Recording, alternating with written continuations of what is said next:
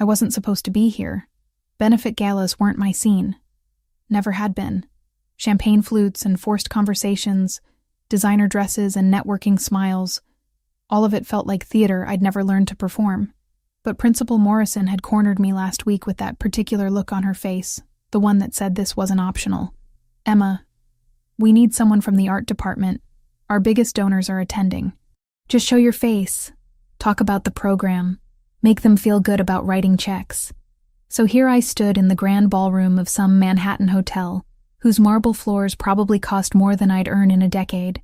My black dress was 6 years old, bought for a college interview I'd bombed spectacularly. The flats on my feet were sensible because heels felt like voluntary torture. Around me, women glittered in jewelry that could pay off student loans. Men wore watches worth small cars. And I tried not to look as uncomfortable as I felt. My fingers found the necklace at my throat. They always did when I was nervous. Simple silver chain, small anchor pendant worn smooth from 15 years of anxious touching. I'd had it so long I barely remembered not wearing it. Sometimes I caught myself reaching for it in the shower, forgetting I'd taken it off. "Ms. Reeves?" I turned to find Principal Morrison approaching with a silver-haired man in an expensive suit. Everything about him screamed money and power, from his Italian leather shoes to the platinum watch on his wrist. "This is Richard Castellano, board member of the Fontanelli Foundation.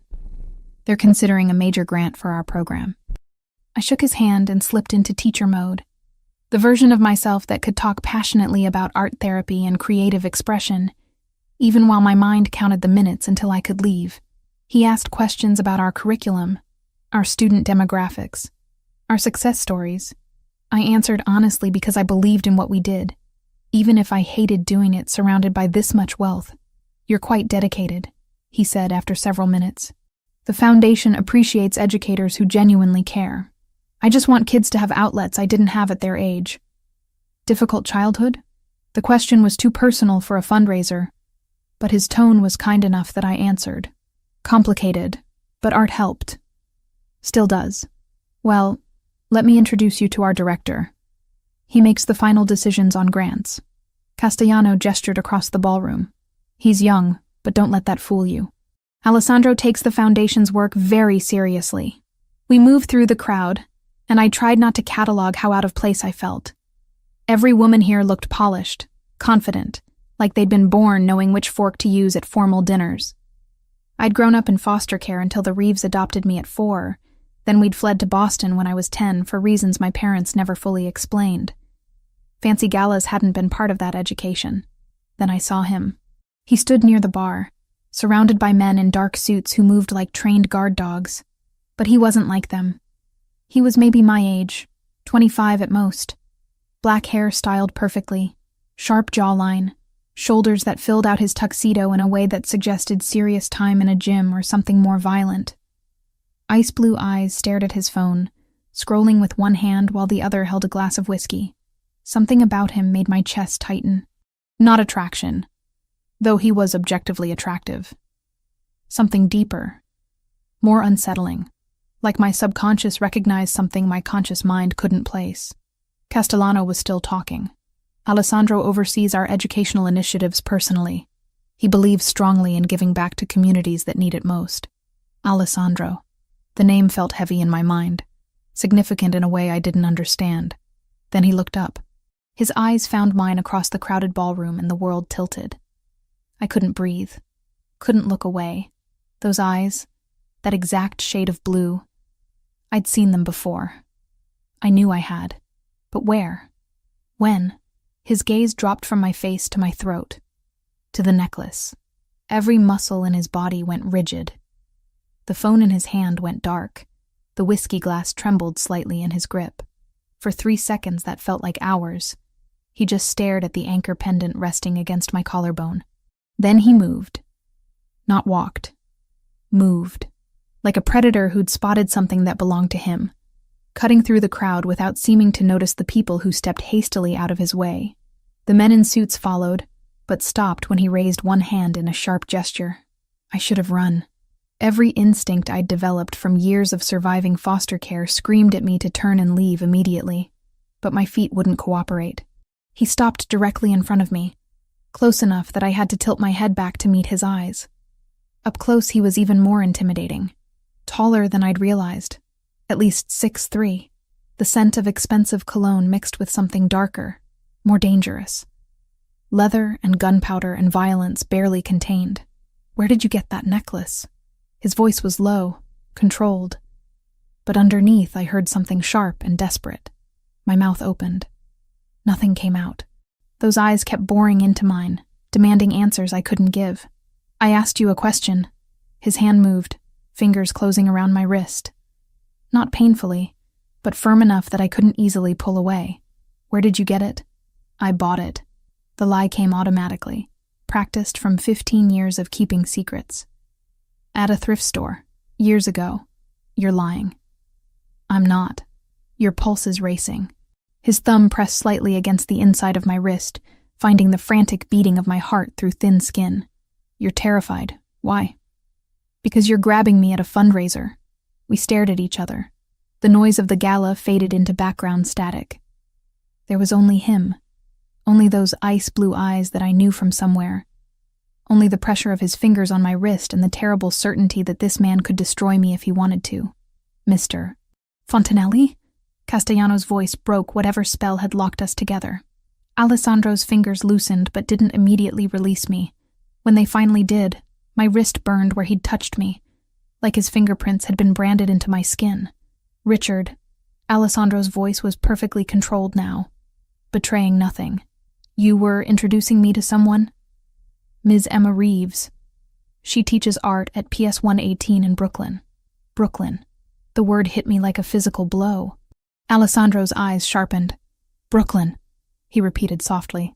"How interesting. Why was that interesting?" Why did the name of a borough make his expression shift from controlled fury to something calculating? "I'll be in touch," Alessandro said, still looking at me.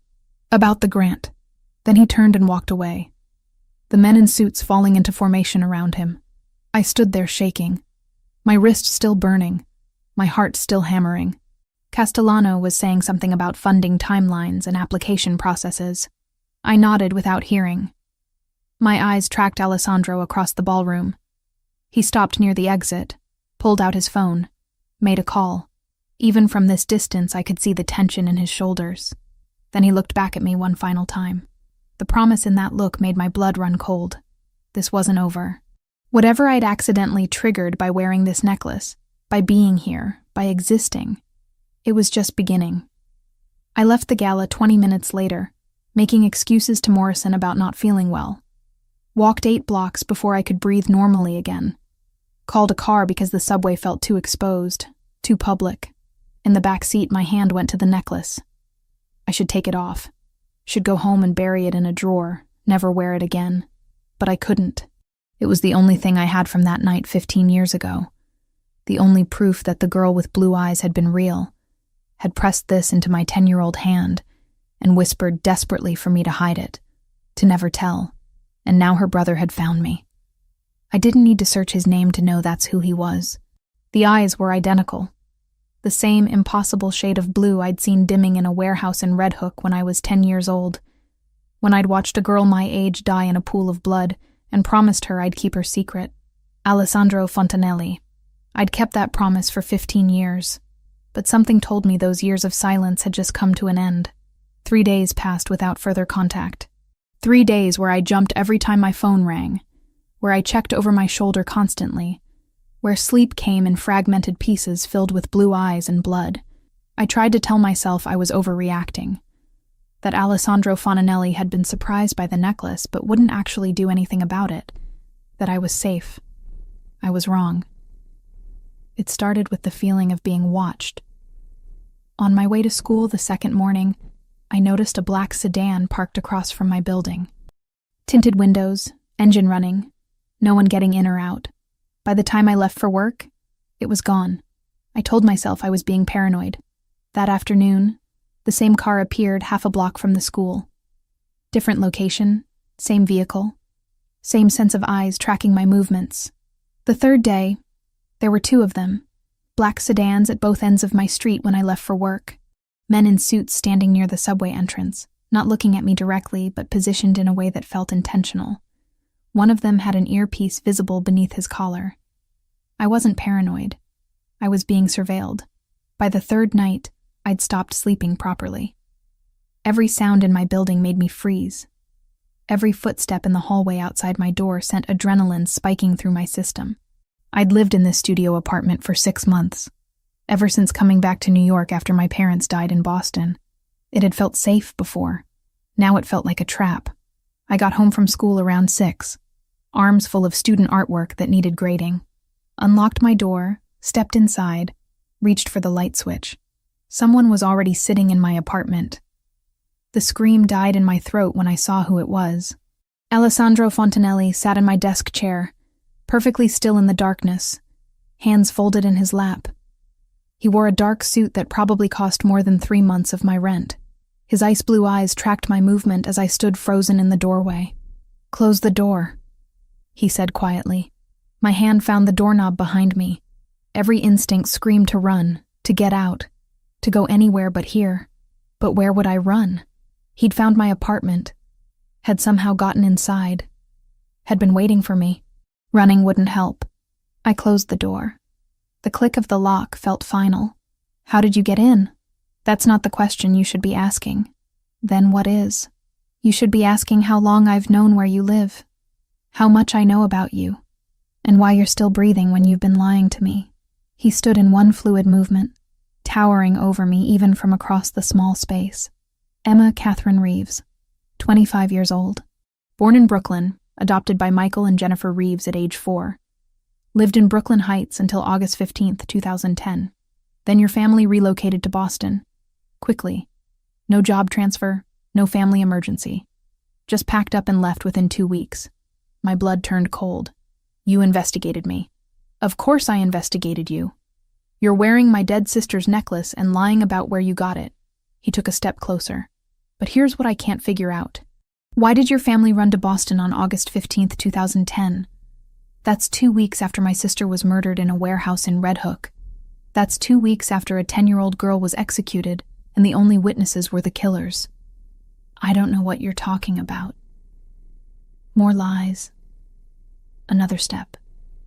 Your heart is racing again. You're terrified. Because you do know. You know exactly what I'm talking about.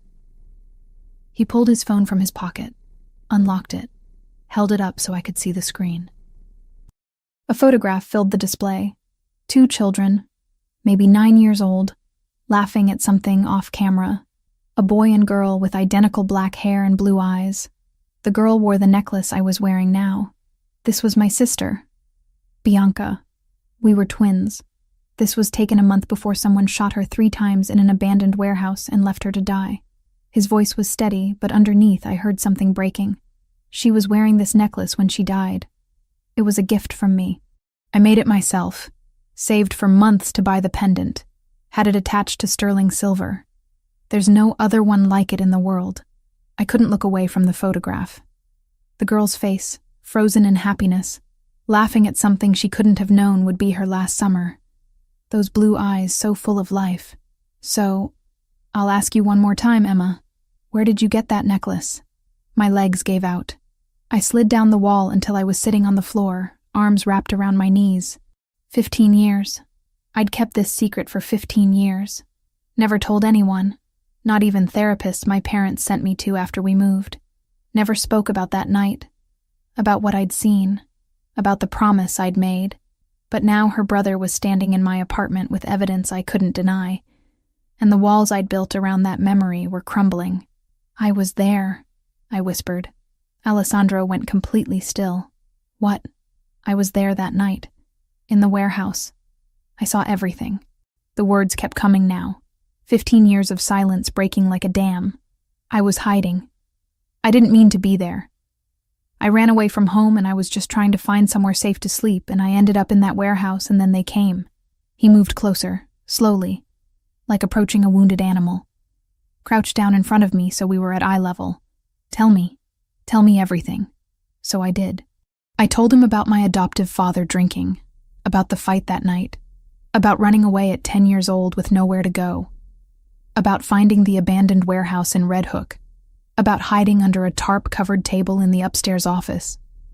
about waking up to the sound of cars pulling up outside. I heard footsteps on the metal stairs. I stayed hidden, but I could see through a gap in the tarp, could see into the main warehouse space through the office window. My voice shook, but I kept going. There was a man. Older, silver hair. He was carrying a little girl.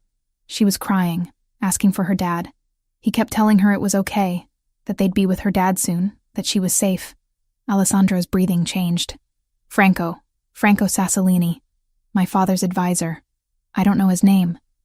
But he seemed kind. He set her down behind some crates, told her to stay quiet. Then the others came. 3 men. 2 of them were speaking another language, Italian maybe. The third one had an accent, different from the others. Hispanic. And he had a tattoo. I closed my eyes, pulling up details I'd tried to forget. A snake. Green and black, going from his collar up his jaw. Very detailed. What happened then? They argued. The older man, Franco, he stood between the girl and the 3 men, started yelling at them. It got louder, more aggressive. Then I heard phones ringing.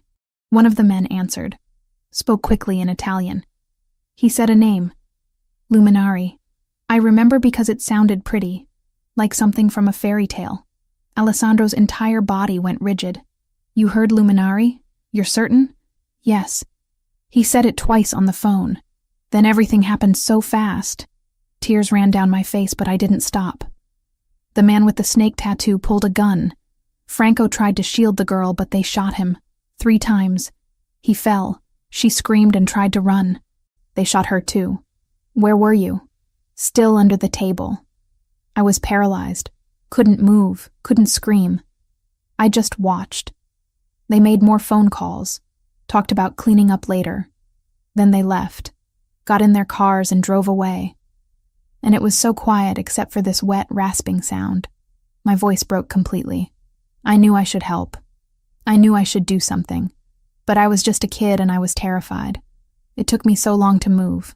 By the time I crawled out and went down to where she was, I thought she was already dead. But then her eyes opened.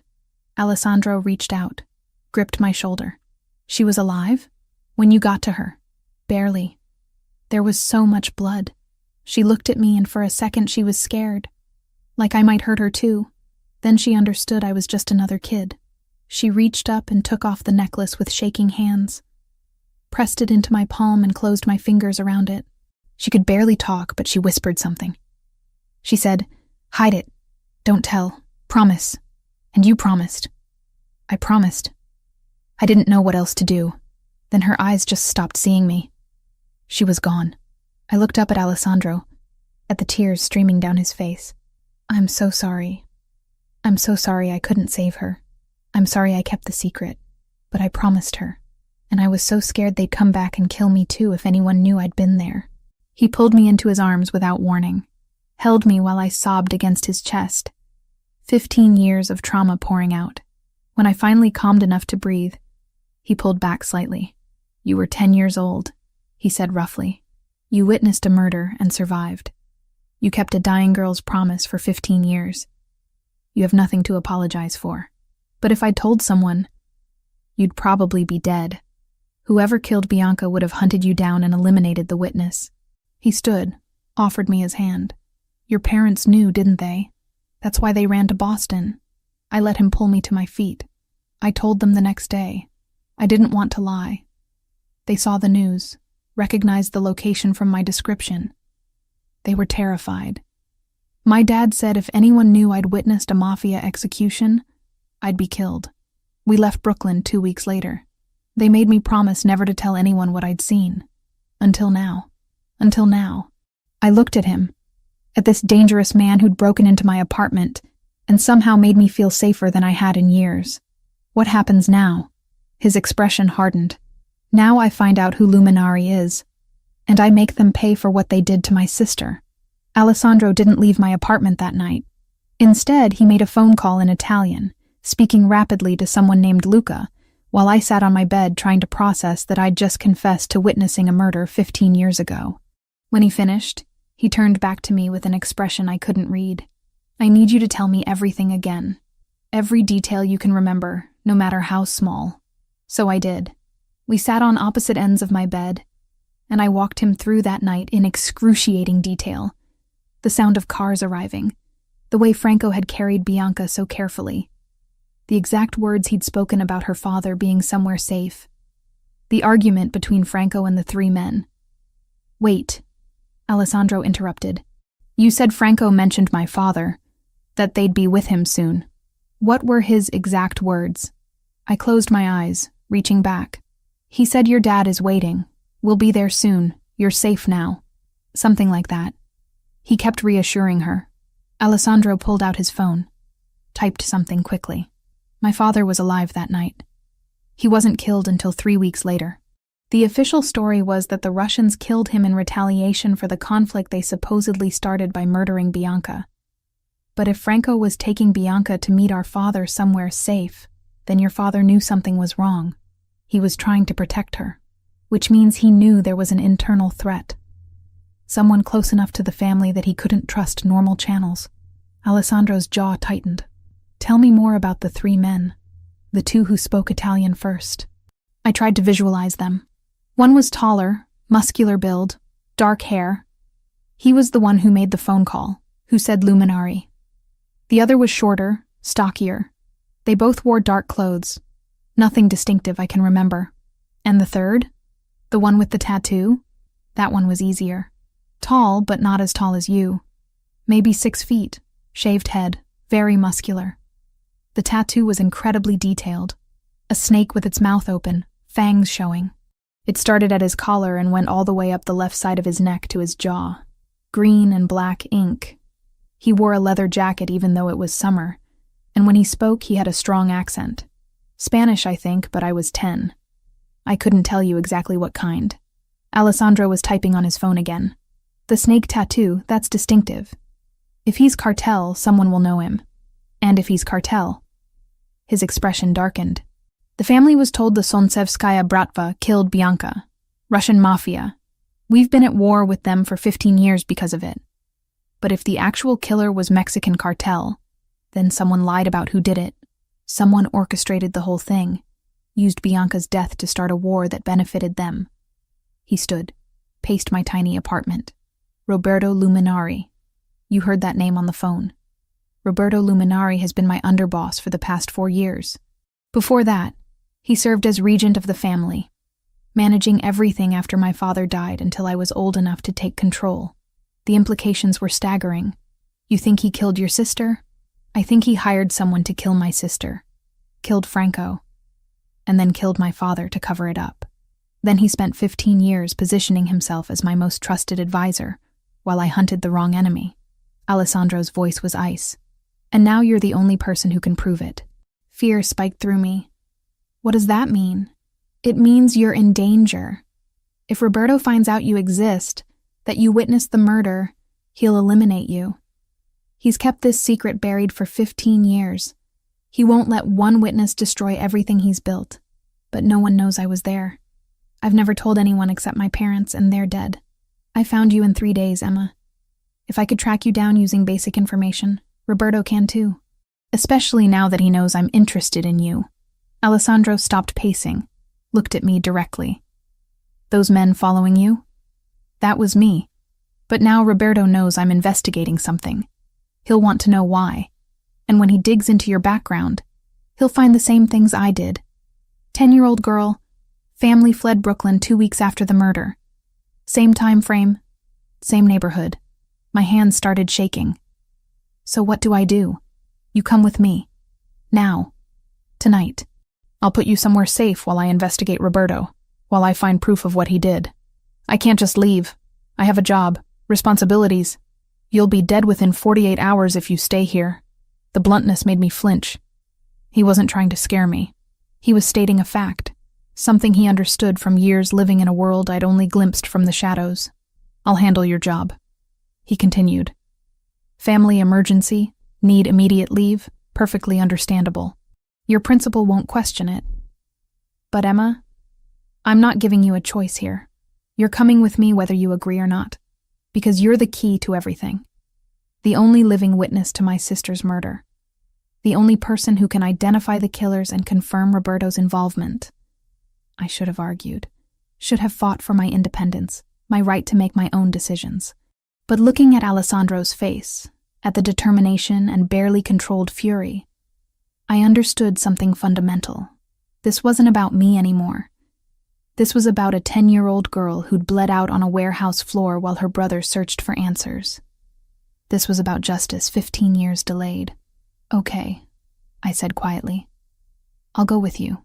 Relief flickered across his face, quickly masked. Pack a bag. Enough for a week.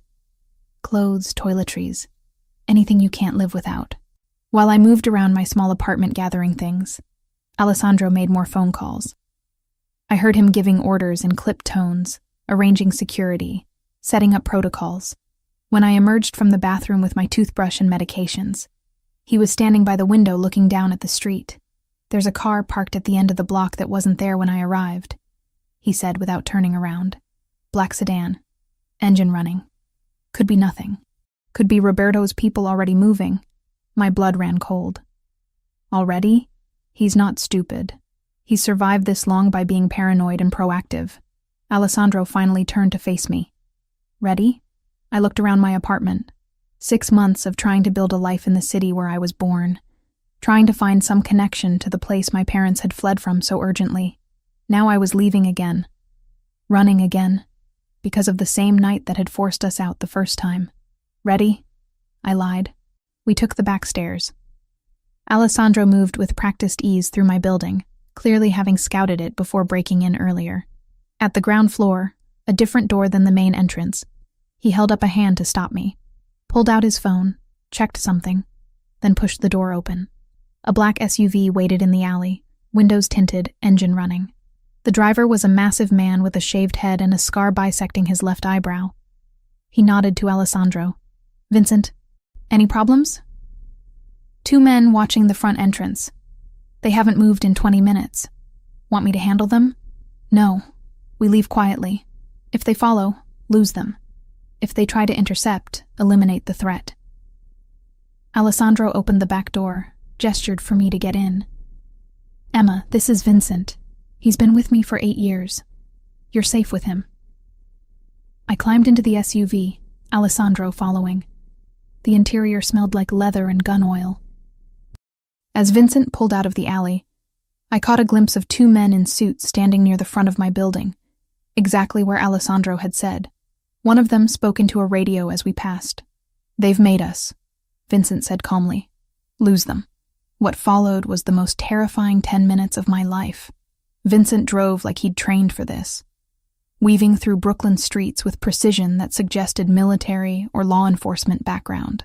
Twice I saw cars behind us attempting to follow. Twice Vincent outmaneuvered them with turns that shouldn't have been possible. Finally, we merged onto the highway heading toward Manhattan. No one followed. We're clear, Vincent confirmed. Alessandro's hand found mine in the darkness, squeezed once. You did well. Most people panic. I'm panicking now, I admitted. I know, but you're doing it quietly, which is what matters. His thumb traced circles on the back of my hand, a gesture that should have been comforting, but felt charged with something else. Emma, I need you to understand what you're walking into. My world isn't safe. It's not clean or simple. The people I deal with, the things I have to do to maintain control, they're not pretty. You're warning me about violence? I watched your sister die when I was 10 years old. This is different. This is choosing to be part of it instead of accidentally witnessing it. I'm not choosing to be part of your world, I said. I'm choosing not to die. There's a difference. He almost smiled. Fair enough. We drove the rest of the way in silence. Manhattan rose before us, towers of glass and steel glittering in the night. Vincent navigated to a building in Midtown that screamed wealth, pulling into an underground garage secured by gates and armed guards. Welcome to my home, Alessandro said as we got out. For the foreseeable future, it's yours too. The private elevator took us directly to his penthouse. When the doors opened, I stepped into a space that belonged in architectural magazines. Floor-to-ceiling windows overlooking the city. Furniture that was more art than function. Lighting that seemed to come from everywhere and nowhere. It was beautiful and intimidating, and completely alien to someone who'd spent most of her life in modest apartments and foster care bedrooms. The guest room is this way. Alessandro guided me down a hallway. Private bathroom, everything you should need. If something's missing, tell me and I'll have it delivered. The guest room was bigger than my entire studio apartment. King bed with sheets that looked expensive, a desk, a closet that could fit 3 times the wardrobe I owned. Through another door, a bathroom with marble floors and a shower big enough for 4 people. Get some rest, Alessandro said from the doorway. We'll talk more in the morning about what happens next. Alessandro? He turned back. Thank you. For protecting me. Even though I'm just a stranger who happens to have information you need. His expression softened slightly. You're not just information, Emma. You were there with my sister in her last moments. You kept her promise for 15 years. That means something. To me, that means everything. Then he closed the door, and I was alone in a room that cost more than I'd earn in 5 years, processing the reality that my life had just completely disintegrated because of a necklace I'd worn every day without thinking. I should have been terrified. I was terrified, but underneath the fear was something else, something that felt almost like relief. For 15 years I'd carried this secret, this weight. Now someone finally knew. Someone who understood what it meant, who could finally give Bianca the justice she'd deserved. Whatever came next, at least I wasn't carrying it alone anymore. I woke to sunlight streaming through floor-to-ceiling windows, disoriented for a moment about where I was. Then memory crashed back. Alessandro. The penthouse. Running from men who wanted me dead because I'd witnessed a murder 15 years ago. I checked my phone. 7:30 in the morning. 14 missed calls from Principal Morrison, and 3 texts asking where I was. My stomach twisted with guilt. But what could I say? Sorry, can't come in, hiding from the Mafia. When I finally worked up the nerve to leave the guest room, I found Alessandro in the kitchen area. He'd changed from last night's suit into dark jeans and a gray Henley that emphasized his build. Coffee mug in hand, phone pressed to his ear, speaking rapid Italian to someone. When he saw me, he ended the call. Morning. There's coffee and I had breakfast delivered. Help yourself. The kitchen island was loaded with pastries, fruit, bagels, cream cheese, enough food for 6 people. My stomach rumbled despite the anxiety. I need to call my principal, I said, pouring coffee. She's worried. Already handled. Luca called this morning, told her you had a family emergency and needed immediate leave. She approved 2 weeks. Luca, my second in command. He's been with me since I took control of the family 4 years ago. Alessandro watched me doctor my coffee with cream and sugar. How'd you sleep? Barely. You? Same. I've been working on identifying your snake tattoo friend since 4 this morning. He pulled out a tablet, swiped to an image. Is this him? I looked at the photo. A man with a shaved head and neck tattoo, exactly as I remembered. The snake's fangs visible even in the grainy surveillance shot. My breath caught. That's him. That's the man who shot Bianca and Franco. Alessandro's expression went cold and satisfied simultaneously. His name is Javier Castillo, freelance sicario who works primarily for the Cartel de Sinaloa, based in Tijuana but travels for high-value contracts. He's wanted in 3 countries for murder, trafficking, and weapons charges.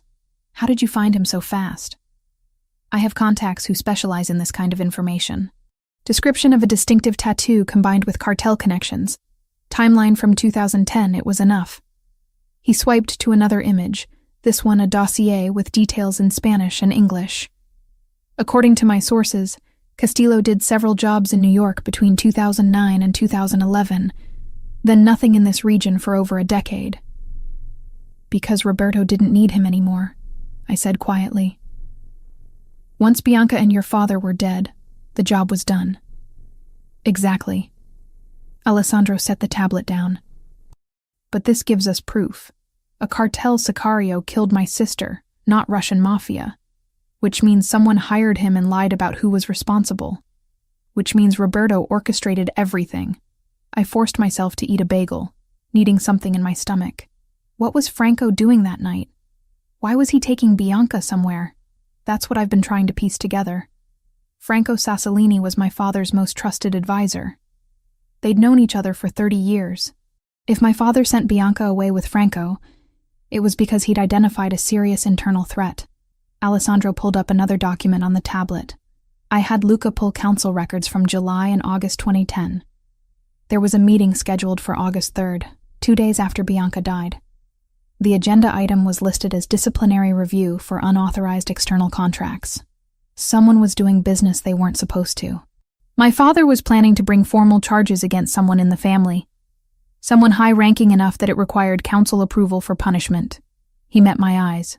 Roberto was underboss even then, my father's second in command. If my father discovered Roberto had been conducting unauthorized business with cartels, dealing behind his back, skimming profits, your father would have stripped him of power and probably had him killed, at minimum. More likely, he would have been executed as an example. Alessandro's voice was matter of fact, like we were discussing firing an employee instead of murder. So Roberto moved first. Had Castillo kill Franco and Bianca to prevent them from reaching safety, then killed my father 3 weeks later before the investigation could advance. The pieces fit together with horrible clarity. Your father must have known something was wrong. That's why he sent Bianca away with Franco. He was trying to protect her until he could deal with Roberto. But someone tipped Roberto off. Someone told him Franco was moving Bianca that night. Alessandro's jaw tightened, which means Roberto had spies even back then. People loyal to him over my father. I thought about what I'd heard that night, replaying the conversation in my mind. When Franco was arguing with the men, he said something. He switched to English for one sentence. He said, "He knows everything. He's already gone to the council." Alessandro went very still. "You're certain those were his words?" "I'm certain." It stood out because everything else was in Italian. But that one sentence, he said it in English. Maybe so Bianca would understand, or maybe just because he was stressed. I closed my eyes, pulling up the exact memory. He said it right before they shot him, like he was trying to tell them it was too late, that killing them wouldn't stop what was already in motion, which means my father had already presented evidence to the family council, had already started formal proceedings against Roberto. Alessandro stood abruptly, started pacing. That's why Roberto had to kill my father so quickly. The council knew there was an investigation. If my father had lived another week, Roberto would have been exposed and eliminated. But your father died, and you were just a child, too young to follow up on the investigation. And Roberto became regent, controlling everything while I grew up. He had 11 years to bury evidence, to consolidate power, to ensure his version of events became accepted truth. By the time I was old enough to take control at 21, the Russian war had been raging for over a decade. There was no reason to question it. My phone buzzed. A text from an unknown number. I opened it, and my blood turned to ice. The message was simple. One line. "We know you're with him. Come out, and we'll make it quick." I showed Alessandro. His expression went from anger to cold fury in a heartbeat. "When did this come through?" "Just now. I don't recognize the number." He took my phone, did something with it, then handed it back. "They tracked you through your phone." "I should have thought of that last night. We'll get you a clean device today." "Alessandro, they know I'm here. They know I'm with you. They know you're somewhere with me. This building is a fortress. They can't get to you here." But his tone suggested he was trying to convince himself as much as me. "I need to move faster. Roberto's escalating, which means he's panicking." As if summoned by the conversation, Alessandro's phone rang. He glanced at the screen, and something flickered across his face. "It's Roberto. Are you going to answer?" "I have to. If I avoid him now, it confirms I'm onto him." Alessandro composed his expression into neutrality before answering. "Roberto, good morning." I couldn't hear the other side of the conversation, but I watched Alessandro's face carefully. His expression remained controlled, but his free hand curled into a fist against the counter. "No, I haven't been avoiding you. I've been dealing with some personal matters. Nothing that concerns family business." Pause. "I don't think that's necessary. Whatever you need to discuss can wait until our scheduled meeting Thursday." Another pause. Longer this time. "No, Roberto. I'm not meeting you today. I said Thursday." He ended the call, set the phone down deliberately. "He wants to meet immediately. Says there are urgent matters requiring my attention. He's never pushed this hard before. Because he knows something's wrong. He knows you're investigating. Or he knows about you.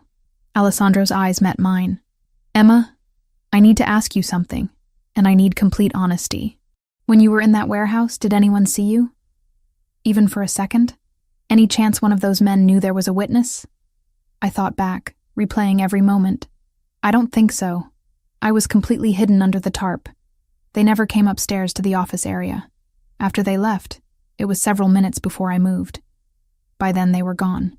But there's a chance, a small one, that they saw movement, heard something, noticed something was off. I suppose there's always a chance. But I was terrified. I barely breathed. 15 years, Emma. Roberto's kept this secret for 15 years. If he even suspects there was a witness, someone who could destroy everything he's built, he'll eliminate that threat without hesitation. Alessandro moved closer, his presence overwhelming in the bright kitchen. Which means you can't leave this penthouse. Not for any reason. Not until I've dealt with Roberto and neutralized the threat. How long will that take? Days. Maybe a week. I need to gather enough evidence to prove to the family council that Roberto betrayed us. I need documentation, witnesses, something beyond just your testimony. He reached out, tucked a strand of hair behind my ear. The gesture was gentle but possessive. I know this feels like a cage, but it's a cage that keeps you breathing. And if Roberto comes here, if he forces a meeting, then he'll have to go through 12 armed men and me. And I promise you, Emma, he won't get to you. I failed to protect Bianca. I won't fail to protect you. The intensity in his voice made something in my chest tighten. This wasn't just about finding his sister's killer anymore. Somewhere in the past 24 hours, I'd become something more than a witness to him, something personal. Outside the windows, the city sprawled beneath us. Millions of people living ordinary lives, going to jobs, drinking coffee, completely unaware that 20 floors above them, a woman was hiding from killers because she'd made a promise to a dying child 15 years ago. I need to do something, I said. I can't just sit here waiting.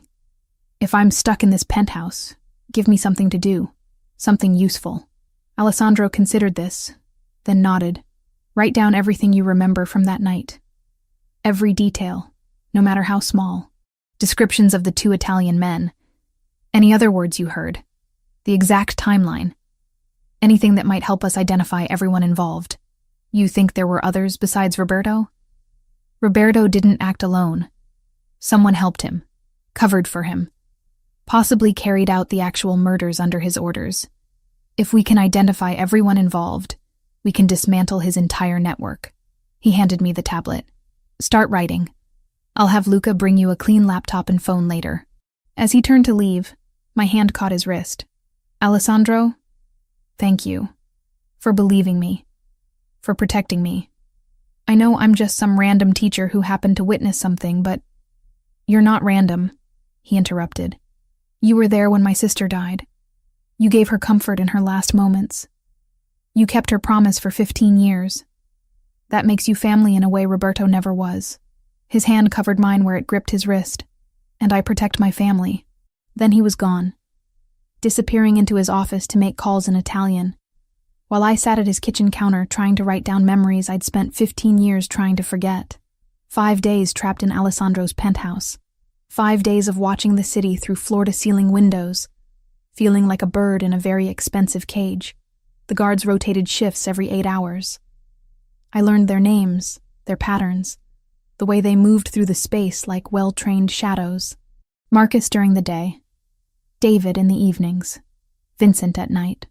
All of them unfailingly polite, constantly armed, never quite looking me in the eye. Alessandro disappeared for hours at a time, handling business he wouldn't discuss. Sometimes I'd hear him on phone calls in Italian, his voice sharp with command.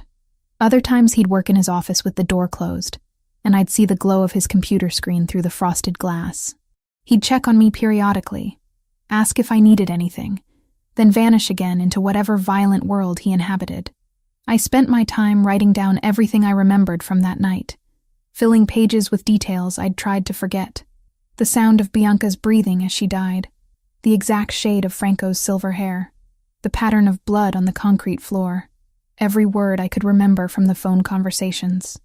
Alessandro collected these notes like they were sacred texts, studying them for hours, cross-referencing with information I wasn't privy to. By the 6th night, I was going quietly insane. The penthouse was beautiful, but it was still a prison. I couldn't leave, couldn't see friends, couldn't even open a window because Alessandro was paranoid about sniper positions. The walls were closing in. I couldn't sleep again. Too much nervous energy, too much thinking about Roberto hunting me, too much replaying that warehouse scene on an endless loop. Around 2 a.m, I gave up and went to the living room in pajama pants and an oversized t-shirt Alessandro had given me when my clothes ran out. The city glittered beyond the windows like scattered diamonds. How many people out there were sleeping peacefully, unaware that a war was brewing in the shadows? How many of them had witnessed murders and kept the secret for 15 years? Can't sleep? I spun around. Alessandro stood in the doorway to his office, tie loosened, sleeves rolled up to his elbows. He looked exhausted, dark circles under his eyes, jaw shadowed with stubble. He'd been pushing himself as hard as he was pushing his investigation. I didn't mean to disturb you. You didn't. He moved to the bar, poured whiskey into 2 glasses, brought one to me. You look like you need this more than I do. I took it, even though alcohol at 2 a.m. felt like a terrible idea. The burn was familiar now after 5 nights of this routine. Funny how quickly bad habits formed in captivity. How long does this go on? I asked. How long before Roberto makes his move or you make yours? Soon. We're close to having everything we need. He sat on the couch, gestured for me to join him. I did, keeping distance between us, hyper-aware of how thin my borrowed pajamas were. Luca found records of wire transfers from Roberto's accounts to shell companies in Mexico. The timing matches up with when Castillo was in New York. It's not conclusive proof, but it's circumstantial evidence. Is that enough? Not yet. I need something concrete. A witness, documentation, recorded confession. Something the family council can't dismiss as coincidence. He took a long drink. The problem is Roberto's been covering his tracks for 15 years. He's good at this. What happens if you can't prove it? Do I just hide here forever? No. If I can't prove it through evidence, I'll handle it another way.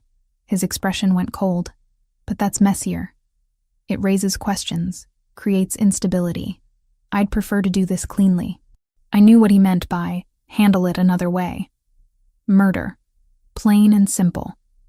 And the casual way he discussed it reminded me that no matter how gentle he'd been with me, Alessandro Fontanelli was still a mafia boss. Violence was his language. Tell me about her, I said instead. About Bianca. What was she like before that night? He was quiet for so long I thought he wouldn't answer. Then, she was everything I wasn't. Soft where I was hard. Kind where I was cold. We were twins, but we couldn't have been more different. His fingers traced the rim of his glass. She cried when she saw hurt animals, would bring home strays even though my father forbade it. She'd sneak them into her room, hide them until our mother inevitably found out. Your father was strict? He ran a criminal organization. Strict doesn't begin to cover it, but with Bianca he was different, softer. She was the only person who could make him laugh genuinely. Alessandro set his glass down, stood, crossed to a bookshelf, pulled down a silver-framed photograph, brought it back to me. The image showed 2 children around 9 years old, a boy and girl with identical black hair and blue eyes, arms around each other, laughing at something off camera. The girl wore the necklace I'd had on at the gala. Joy radiated from both their faces. That was taken at our birthday party, a month before she died. She'd just beaten me at chess for the first time. Wouldn't stop gloating about it for weeks. His voice roughened. I was supposed to protect her. We had this thing, this twin connection everyone talks about. I could always tell when she was upset or scared. But that night, I didn't feel anything. Didn't know she was in danger until it was too late. You were 10 years old. You couldn't have known. I should have. I should have felt something was wrong. He took the photo back, stared at it. After she died, that connection just went silent. Like part of me died with her.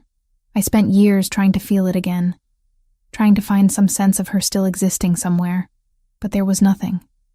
Just absence. I moved closer without thinking. Driven by impulse I didn't fully understand. She made me promise to survive. Those were practically her last words. To hide the necklace, to never tell, and to survive. I think she knew she was dying and she wanted someone to live. Even if she couldn't. Alessandro's eyes met mine. You kept that promise. For 15 years you survived. You built a life, became a teacher, helped other kids. That's what she would have wanted. Is it enough, though? I survived, but I never got her justice. I never told anyone what really happened. You're telling now. That's what matters. His hand came up, cupped my face. The touch was gentle but electric. Emma, I need you to understand something. You're not just a witness to me. You're not just a piece of evidence in my investigation. Then what am I? You're the last person who saw my sister alive. The last person who heard her voice, who felt her touch. You're a connection to her I thought I'd lost forever. His thumb traced my cheekbone. And you're someone who's been carrying this trauma alone for 15 years, because you were brave enough to keep a dying girl's promise. The air between us felt charged. I should have moved back, maintained distance, remembered that this man was dangerous no matter how gently he touched me. But I didn't. Instead, I leaned into his palm, felt the warmth of his skin against mine. Alessandro. His phone rang, shattering the moment. He pulled back, answered it with clipped efficiency. I only caught fragments. Luca's name, something about council archives. Then Alessandro's expression changed completely, shifting from controlled warmth to predatory focus. You found it? You're certain? Pause. No, don't send it digitally. Bring the physical documents here. Now. He ended the call, looked at me with something like triumph. Luca found what my father presented to the family council in July 2010. Formal accusations against Roberto with documented evidence of unauthorized cartel dealings, skimming operations, and betrayal of family interests. That's what you needed. Proof. It's what I need to show the council that my father already proved Roberto was a traitor 15 years ago. Combined with your testimony about hearing Roberto's name at the murder scene, about the cartel sicario, about Franco's words, it's enough. His hands gripped my shoulders. Emma, this is almost over. Once I present this to the council, Roberto's finished. But he won't go quietly. He'll fight back. Let him. I'm ready. Alessandro's expression went cold in a way that reminded me exactly who and what he was. He killed my sister. He killed Franco. He killed my father. He's terrorized you and tried to have you murdered. I'm going to end him. And I'm going to do it in a way that destroys everything he's built. Before I could respond, before I could process the violence in his voice, his office intercom buzzed. A voice I recognized as Vincent's came through. Tense and urgent. Boss, we've got a situation. Roberto just arrived in the lobby with 6 men. He's demanding to see you. Says it's family emergency, can't wait. Alessandro's jaw tightened. How did he get past building security? He's got authorization codes. Old ones from when he used to visit regularly. Security let him through before we could intervene. Lock down the floor. No one comes up without my explicit order. I don't care if he's got codes. I don't care if he claims emergency. He doesn't get access to this penthouse. Understood. But boss, he's making threats. Says if you don't meet with him, he'll take it as declaration of war. Alessandro looked at me, something dangerous and protective flashing in his eyes. Go to your room. Lock the door. If you hear gunfire, get in the bathroom and stay low. Understand? You're going to meet with him? Here? Now? I don't have a choice. If I refuse, it confirms everything he suspects. I have to face him. Have to maintain the pretense that nothing's wrong until Luca arrives with those documents. His hands framed my face. Emma, I swear to you he won't get near you. I'll kill him myself before I let him hurt you. I'm not worried about me. I'm worried about you walking into an ambush. This is my world. This is what I do. He pressed a kiss to my forehead, quick and fierce. Now go. Lock the door. Don't come out until I tell you it's safe. I wanted to argue. Wanted to tell him this was insane. That meeting with Roberto while tensions were this high was suicide. But the look in his eyes stopped me. This wasn't just about strategy or safety. This was about facing the man who'd destroyed his family. This was personal. So I went to my room like he ordered, locked the door, stood with my ear pressed against the wood, listening to the sounds of the penthouse. Footsteps, voices too muted to make out words. The elevator chiming, and waited for the gunfire I was certain would come. I couldn't stay in the room like Alessandro ordered. Call it stupidity or survival instinct. But I needed to know what was happening. If gunfire started, if something went wrong, I wasn't going to die trapped in a bedroom without knowing why. I crept to the door, unlocked it as quietly as possible, eased it open just enough to slip through. The hallway leading from the guest wing to the main living area was dimly lit. I could hear voices now, clearer. Alessandro's controlled baritone and another voice. Older, smoother. You've been avoiding me, Alessandro. That's not like you. I've been busy, Roberto. Handling personal matters that involve hiding school teachers in your penthouse. That kind of personal. My blood turned cold. He knew. Of course he knew. I moved closer, keeping to the shadows, until I could see into the living room. Roberto Luminari stood near the windows, hands clasped behind his back like a professor delivering a lecture. He looked nothing like I'd imagined. Silver hair perfectly styled, expensive suit, wire-rimmed glasses that gave him an intellectual air. He could have been anyone's grandfather, not a man who'd murdered children. 6 men stood behind him in a loose semicircle.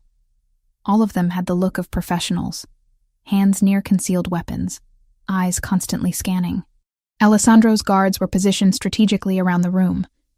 At least 8 that I could see, probably more hidden. The tension was explosive. I don't know what you're talking about, Alessandro said evenly. Don't insult my intelligence. You disappeared a woman from her apartment 6 days ago. Emma Reeves, 25, substitute teacher. The same woman you showed unusual interest in at that fundraiser. Roberto turned from the window, smile never reaching his eyes. Want to tell me why you're so fascinated with a nobody school teacher? That's my business. Everything you do is family business. You're not just Alessandro Fontanelli anymore. You're the boss. Your actions affect all of us. Roberto moved closer, unthreatening, but deliberate. So I'll ask again. Why are you hiding her? What does she have that's worth risking political stability? Nothing that concerns you. But it does concern me, because I've done research on Ms. Reeves. Very interesting background. Born in Brooklyn, adopted young, lived in Brooklyn Heights until August 2010. Then her family fled to Boston within 2 weeks. No job transfer, no explanation, just ran. August 2010. That was the same month sweet little Bianca died. Same neighborhood, too. What a remarkable coincidence. Alessandro's expression didn't change, but his hand moved slightly toward his weapon. The guards all tensed simultaneously. Careful with accusations, Roberto. I'm not accusing anyone of anything. I'm simply observing interesting patterns. Roberto spread his hands in a gesture of reasonableness. A 10-year-old girl witnesses a traumatic event. Her family runs away to protect her. 15 years later, she shows up wearing a very distinctive necklace. And suddenly you're investigating things that were settled long ago. Makes a man wonder what she saw that night. You're reaching. Am I? Because from where I stand, it looks like you've found a witness. Someone who can contradict the accepted version of events from 15 years ago. Someone who might have information that could be dangerous to certain people. Roberto's mask of civility cracked slightly. Where is she, Alessandro? Somewhere you'll never find her. Is she listening right now? Hiding in one of your guest rooms? Roberto raised his voice. Emma, sweetheart, if you can hear me, you should know Alessandro can't protect you forever.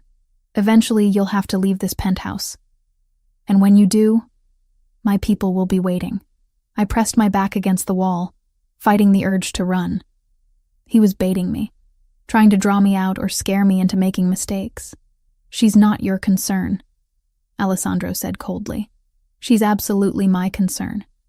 She's a threat to family stability, to our understanding of past events, to certain arrangements that have been in place for 15 years. Roberto's voice hardened. I know what she is, Alessandro.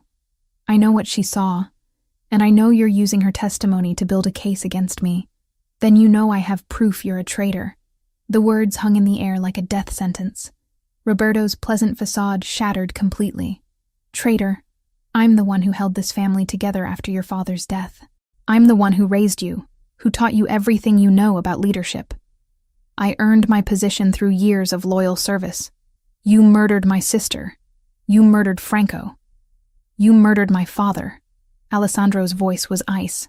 "You hired a cartel sicario named Javier Castillo to kill them, then blamed the Russians to start a war that kept everyone distracted while you consolidated power. You've been lying to my face for 15 years. Roberto laughed. Actually laughed. "You're basing this fantasy on the word of some teacher who claims she witnessed something 15 years ago when she was a traumatized child? Alessandro, I expected better. I have more than her testimony. I have financial records showing wire transfers to Mexican shell companies. I have documentation of your unauthorized dealings with the Cartel de Sinaloa. I have the formal accusations my father presented to the family council days before his death." For the first time, uncertainty flickered in Roberto's eyes. "That's impossible. Luca found them in the council archives. Everything my father compiled proving you were a traitor. He was going to bring charges, strip you of rank, probably have you executed. So you moved first. Killed Bianca and Franco to prevent them from escaping. Killed my father to stop the investigation. Then spent 15 years rewriting history. Even if that were true, you can't prove it. Your witness is a traumatized woman with childhood memories. Hardly credible. And whatever documents you think you have can be explained as misunderstandings, accounting errors. The council will decide that. Not you." Alessandro pulled his phone from his pocket. "Luca, come up. Bring the documents." Roberto's expression went cold and calculating. His hand moved slightly, a signal to his men. They all shifted, hands going to weapons, preparing for violence.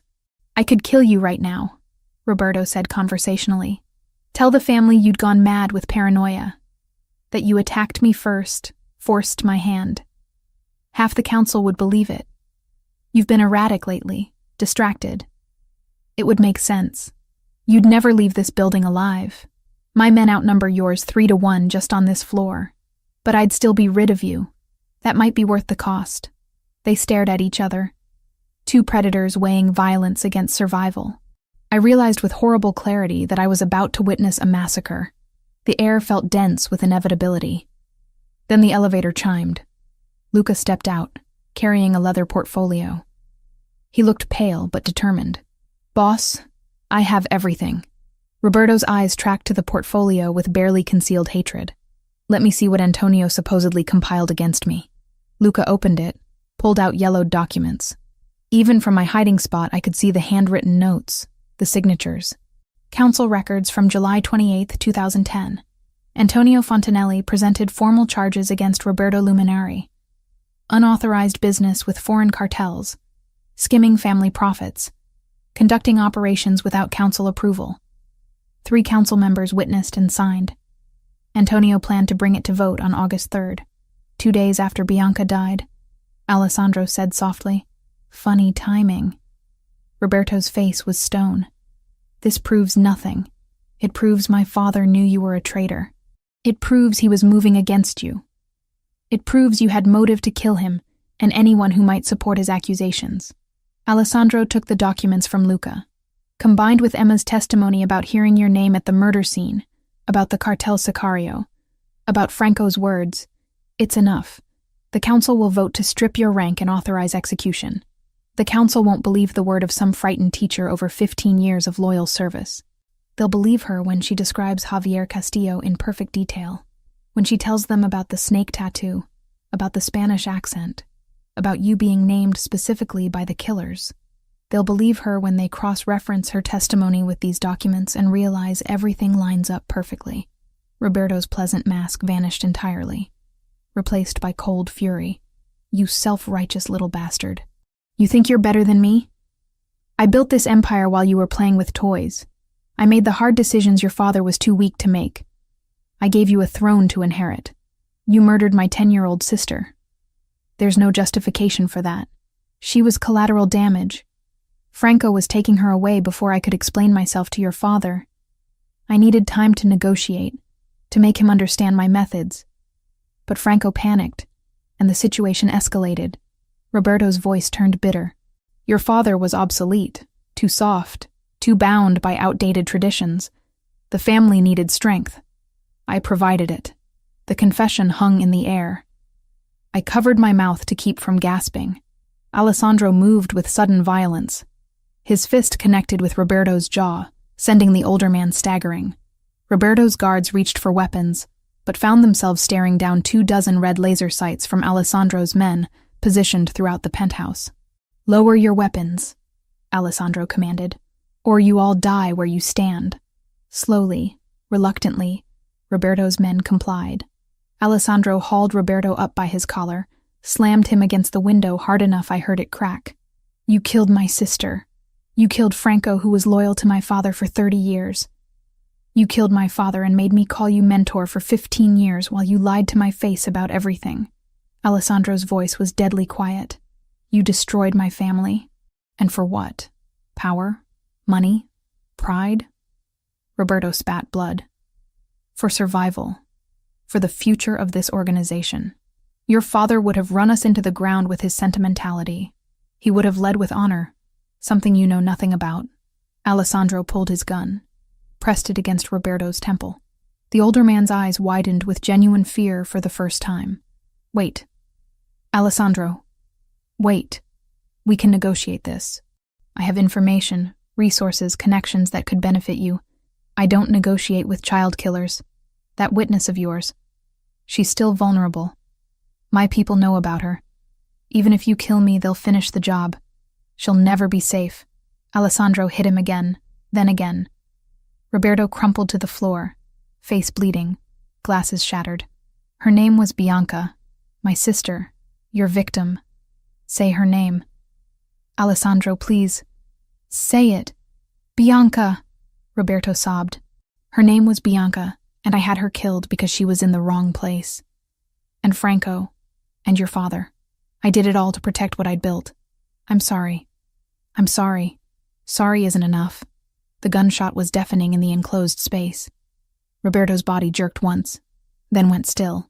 Blood spread across the white marble floor like dark wine, pooling around his head. I couldn't move. Couldn't breathe. I'd just watched Alessandro execute a man in cold blood. Watched him pull the trigger without hesitation, without remorse. The man who'd been gentle with me, who'd kissed my forehead an hour ago, had just become a killer right before my eyes. Alessandro stood over the body for a long moment. Then he turned, looked directly at my hiding spot in the shadows. Our eyes met across the distance. Emma. I ran. Back to the guest room, slamming the door, locking it even though I knew it wouldn't keep him out if he wanted in. Collapsed on the bed, hands over my ears like I could unhear that gunshot. Unsee the blood spreading across expensive marble. Footsteps approached. A soft knock. Emma. Let me in. Go away. Please. You killed him. You just shot him in the head in your living room. He deserved it. That's not justice. That's execution. In my world, they're the same thing. His voice was steady through the door, no hint of regret. He murdered 3 people. He destroyed my family. He tried to have you killed. What did you expect? That I'd hand him over to the police? I pressed my palms against my eyes, trying to block out the image of Roberto's body on the floor. I knew what you were. I knew you were dangerous. But seeing it, watching you pull that trigger, it's different. It makes it real. Silence. Then quietly, I know, and I'm sorry you had to see it, but Roberto needed to die, and he needed to know exactly why before the end. I couldn't argue with that, but I also couldn't reconcile the man who'd held me gently hours ago with the one who'd just committed murder, without flinching. I didn't see Alessandro for 3 days after Roberto's death. He was handling what he called cleanup, which I tried not to think about too carefully. The body was gone when I finally emerged from the guest room the next morning. The marble floor spotless, no evidence that a man had died there, like it had never happened. But I knew better. The image was burned into my memory alongside Bianca bleeding out 15 years ago. Some things you couldn't unsee. The guards were different now. More of them, rotating more frequently, all on high alert. Vincent explained when I asked that Roberto's death had created instability. His loyalists were still out there, some of them high-ranking. The family council was meeting to review evidence, to decide if Alessandro had been justified. Until they voted, we were in a holding pattern. On the fourth morning, Alessandro finally appeared. He looked exhausted, older than his 25 years. Shadows under his eyes, jaw tight with stress, shoulders carrying weight I couldn't begin to imagine. "Can we talk?" he asked from the kitchen doorway. I'd been making coffee, trying to maintain some semblance of routine while trapped in his penthouse. "I suppose we have to eventually." He poured himself a cup, leaned against the counter. "I know seeing Roberto die was traumatic. I know it confirmed every fear you have about what I am, what I'm capable of. But I need you to understand something. He wasn't going to stop. If I'd let him walk out of here, he would have escalated, would have come after you, after anyone who could expose him. I understand the logic. I'm not stupid." I cradled my mug, staring into dark liquid. "But understanding why you did it doesn't make it easier to accept. One moment you're gentle with me, making me feel safe. The next you're executing someone. How do I reconcile those two versions of you? You don't. They're both real. Both part of who I am." He moved closer, not quite touching, but close enough I could feel his warmth. "Emma, I'm not asking you to forgive what I did or accept my world as normal. I'm asking you to understand that violence is sometimes the only language power understands. Roberto murdered 3 people and would have murdered more. Justice in my world isn't courtrooms and lawyers. It's direct and immediate. And now? Now that he's dead, what happens? Now the family council reviews everything. My father's documents, your testimony, financial records linking Roberto to Castillo, his confession before he died. Alessandro set his mug down. They'll vote on whether his execution was justified. If they rule in my favor, his assets are forfeit, and his loyalists fall into line. If they rule against me, I face consequences. What kind of consequences? Best case, censure and loss of some authority. Worst case, forced resignation and exile." His expression was unreadable. "Possibly death if they decide I've become unstable." My chest tightened. Would they really kill you? The family doesn't tolerate leaders who make unauthorized executions. Even if Roberto was guilty, I moved without council approval. That's a violation of protocol. He finally looked at me directly. But I'd do it again. He deserved to die for what he did to Bianca. And what about me? Once the council votes, am I free to go? Something flickered in his eyes. You want to leave? I want to stop being a prisoner. I want to go back to my life, my apartment, my job. I want to pretend the last week and a half never happened. The words came out harder than intended. You saved my life. I'm grateful, but I can't live in this world. I can't be the person who watches executions and acts like it's normal. I never asked you to. You didn't have to. Just by being here, by knowing what I know, I'm complicit. I'm part of it now, whether I want to be or not. Alessandro was quiet for a long moment. Then quietly, "You're right. You didn't choose this. Bianca made you promise to survive, and you kept that promise. But keeping it brought you into my world, made you a target. That's not fair to you. So what happens next? The council meets tomorrow. They'll hear everything, review evidence, make their determination. Regardless of outcome, Roberto's network is dismantled. Without him giving orders, his people have no direction. You'll be safe to resume your life." He paused. "If that's what you want, what else would I want? You could stay." The words hung between us, weighted with meaning I wasn't ready to unpack. Not as a prisoner, as someone who chooses to be here.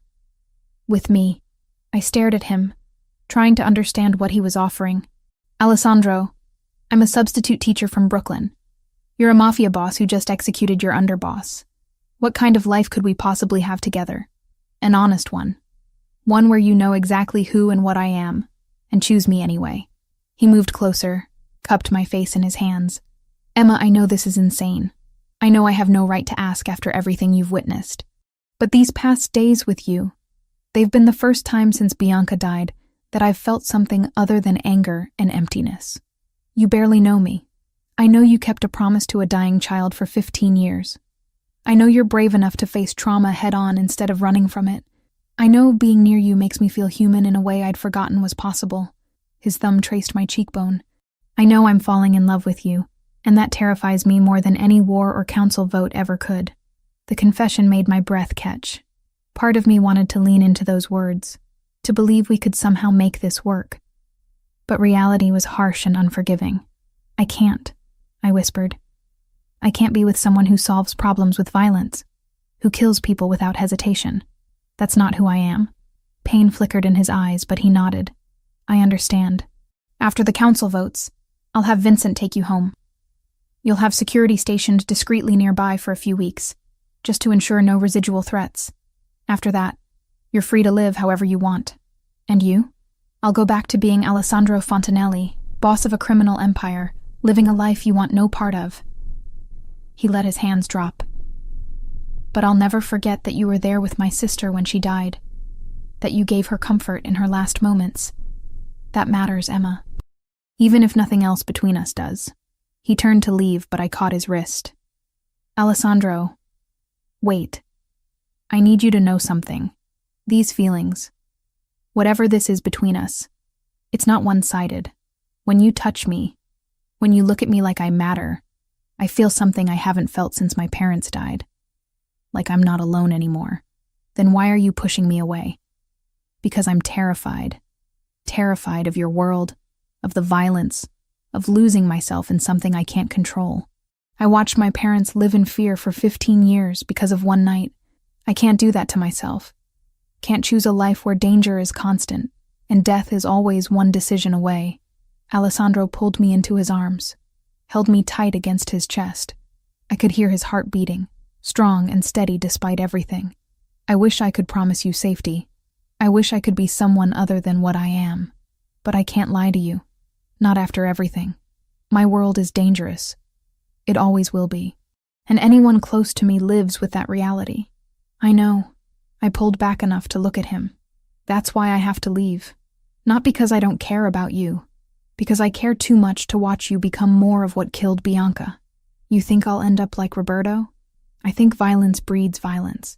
I think the more you kill, the easier it becomes. I think eventually you'll stop seeing people as human and start seeing them as obstacles or threats. I touched his face gently. And I think you deserve better than that. Better than becoming the thing you hate. He kissed me then, fierce and desperate, like he was trying to memorize the taste of me before I disappeared. I kissed him back, pouring 15 years of loneliness and fear and desperate need for connection into it. When we finally broke apart, we were both breathing hard. If circumstances were different, he said roughly. If I was anyone else, would you stay? If circumstances were different, we never would have met. Bianca would still be alive and you'd be living whatever life she'd have wanted for you. I managed a sad smile. I'm glad I met you, Alessandro. I'm glad I could finally tell someone the truth about that night. But we were never meant to be anything more than this. Two people brought together by tragedy, trying to find justice for a little girl who deserved so much better. She did deserve better. So do you. He stepped back, putting distance between us. The council meets at noon tomorrow. Luca will bring you my decision after that. Whatever they decide, you'll be free by tomorrow night. What if they rule against you? What if you're in danger? Then I'll handle it the way I handle everything. With violence and strategy and whatever it takes to survive. His expression hardened back into the cold mask I recognized from our first meeting. But you don't need to worry about that. By tomorrow night, you'll be back in your apartment. Back to your life. This will all be a strange 2 weeks you'll eventually convince yourself was some kind of fever dream. Will you be okay? After I leave? I've been alone since Bianca died. Another decade or two won't make much difference. He moved toward his office, then paused. Emma, thank you for keeping her promise, for surviving, for giving me closure I thought I'd never have. That means everything. Then he was gone, door closing behind him with quiet finality. I stood in the kitchen of his expensive penthouse, coffee going cold in my hands, wondering how I'd managed to fall for someone whose world I couldn't possibly inhabit. Tomorrow the council would vote. Tomorrow I'd be free. Tomorrow I could go back to teaching art to fourth graders and pretending the past 2 weeks hadn't happened. So why did freedom feel like the worst kind of prison? Vincent drove me back to my apartment 2 weeks after I'd left it. 2 weeks that felt like a lifetime. Alessandro hadn't said goodbye. He'd been gone when Vincent knocked on the guest room door that morning, already at the council meeting that would determine his fate. Luca had delivered the news an hour later. The council ruled in Alessandro's favor. Roberto's betrayal was confirmed through overwhelming evidence. My testimony, combined with Antonio Fontanelli's documents and Roberto's recorded confession, left no room for doubt. Alessandro's execution was deemed justified. His position was secure. And I was free to go. My apartment looked exactly as I'd left it. Student artwork still on the walls, art supplies scattered across the desk, coffee mug in the sink from that last morning before everything changed. Like the world had frozen while I'd been gone. "We'll have someone posted nearby for the next few weeks," Vincent said, setting my bag inside. "You won't see them, but they'll be watching. Just in case any of Roberto's people get ideas. Thank you. Boss wanted me to give you this." He handed me a phone, new and clean. "Your old one was compromised. This one's secure. His number's already programmed in if you ever need anything." After Vincent left, I stood in the center of my tiny studio and tried to feel relieved. I was home. I was safe. Roberto was dead. His network dismantled. The threat was gone. I could go back to teaching. Back to my ordinary life. So why did everything feel hollow? I returned to work the next day. Principal Morrison welcomed me back with sympathy about my supposed family emergency. My students had made welcome-back cards, their messy handwriting and enthusiastic crayon drawings exactly the kind of pure joy I'd needed.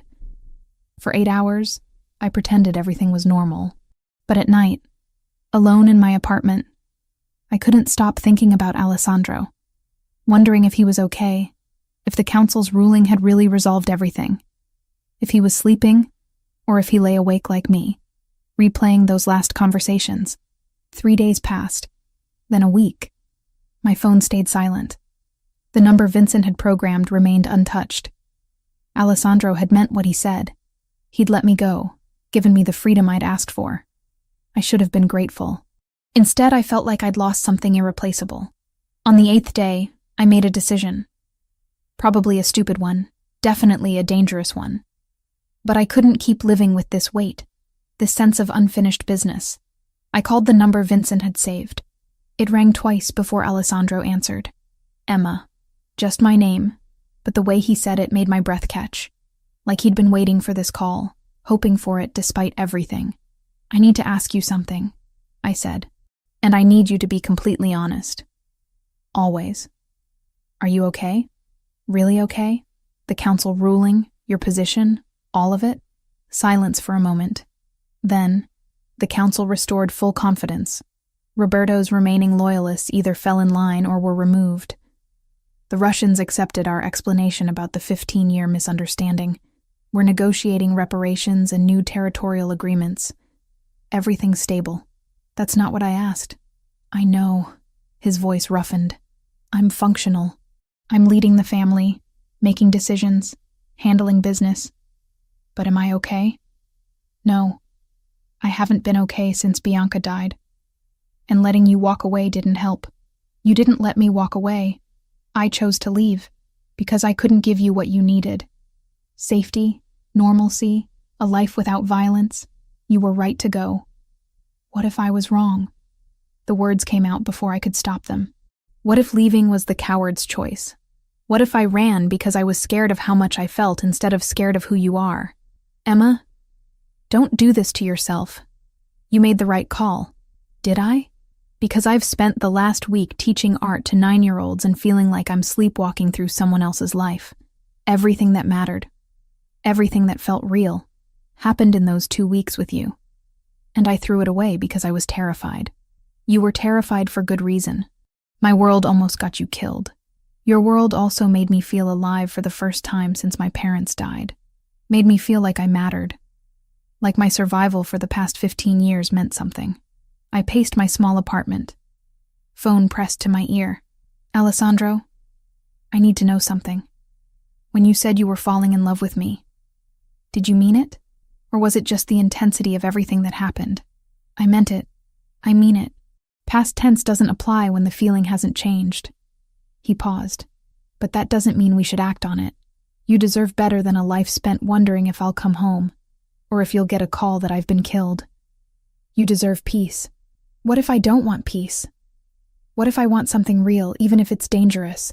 Emma, I want to see you. Not at your penthouse, not with guards everywhere. Somewhere neutral. Can you do that? When? Tonight. There's a cemetery in Brooklyn, Greenwood. Meet me at the main entrance at 8. Why a cemetery? Because I need to take you somewhere. Show you something.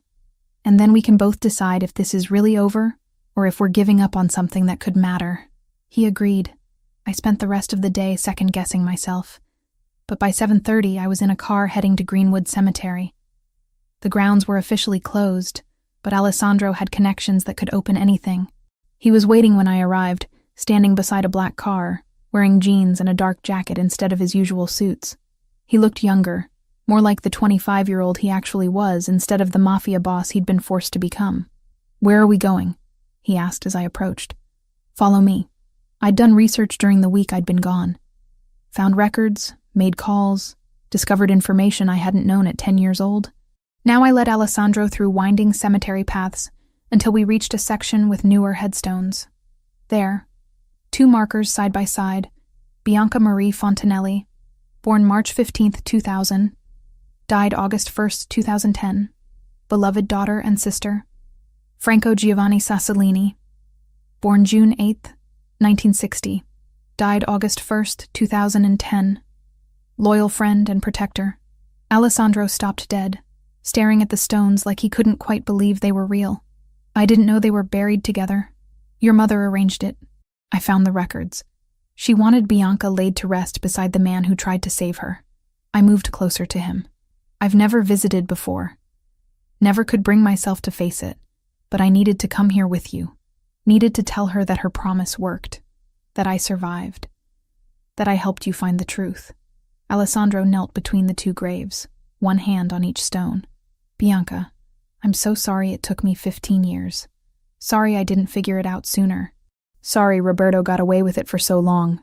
His voice broke. "But I got him. He's gone. And Franco's been avenged too. You're both finally at peace." I knelt beside him, pulled the necklace from under my shirt. I'd worn it every day for 15 years. But now it was time to let it go. She gave me this in her last moments. Made me promise to hide it, to never tell, to survive. I kept that promise, Bianca. I survived. And because I did, Alessandro found the truth. Your death wasn't meaningless. It wasn't forgotten. I unclasped the necklace, placed it at the base of Bianca's headstone. The anchor pendant caught the fading sunlight, gleaming silver against dark granite. "Thank you," I whispered. "Thank you for trusting me. Thank you for that final gift. I hope wherever you are, you know you made a difference." Alessandro pulled me against him, buried his face in my hair. We stayed like that for a long time, kneeling between 2 graves, mourning people we'd both lost in different ways. Finally, he pulled back enough to look at me. "Why did you bring me here?" "Because I needed you to see that I'm not running from your past anymore. I'm not scared of the girl who died, or the weight of what I witnessed. I've carried her with me for 15 years. If I'm with you, I'll keep carrying her, but I won't be alone in it anymore. Emma, I still can't promise you safety. I'm not asking for safety. I'm asking for honesty, for a real relationship where I know exactly who you are and what your life involves, where I maintain my own identity, my own life, but build something with you anyway." I took his hands. "I want to keep teaching. I want my own apartment as a refuge when everything gets too intense. I want clear boundaries and the ability to walk away if things become unbearable. But I also want you. Want whatever this is between us. You're asking for a partnership, not a fairy tale. Fairy tales are for people who don't understand that real life is complicated and messy and sometimes terrifying. I understand exactly what being with you means. And I'm choosing it anyway." I met his ice blue eyes. "Are you choosing me back?" He kissed me then, gentle and fierce all at once. When we finally broke apart, He rested his forehead against mine. I choose you. Every day. Every decision. For as long as you'll have me. But if it gets too dangerous, if you change your mind, if you need to leave, I won't stop you. Your safety matters more than my happiness. Deal. But you don't get to make decisions for me about what's too dangerous. I'm an adult who survived trauma before. I can make my own choices. Stubborn woman. You have no idea. We stayed at the cemetery until the sun finished setting, talking about logistics and boundaries and what a relationship between a Mafia boss and a substitute art teacher could possibly look like. It wouldn't be easy. It wouldn't be safe. But it would be real. 6 months later, I stood in front of a classroom teaching 4th graders about color theory, while Alessandro handled business I deliberately didn't ask about. Most nights I went home to my apartment in Park Slope. Some nights I went to his penthouse in Manhattan. We'd found a rhythm that worked, a balance between his world and mine. And once a month, we visited Greenwood Cemetery together, brought flowers, told Bianca stories about our lives, thanked her for the promise that had brought us together. She'd asked me to survive 15 years ago. I'd done more than that. I'd lived, and I'd found someone who understood that surviving and living weren't always the same thing, but both were worth fighting for. The anchor necklace remained at her grave, returned to its rightful owner, but the promise remained with me, woven into everything I'd become. Some people are brought together by chance, others by tragedy. Alessandro and I were brought together by a 10-year-old girl's final wish, a 15-year-old secret, and the desperate human need to believe that even in darkness, justice and love could somehow survive.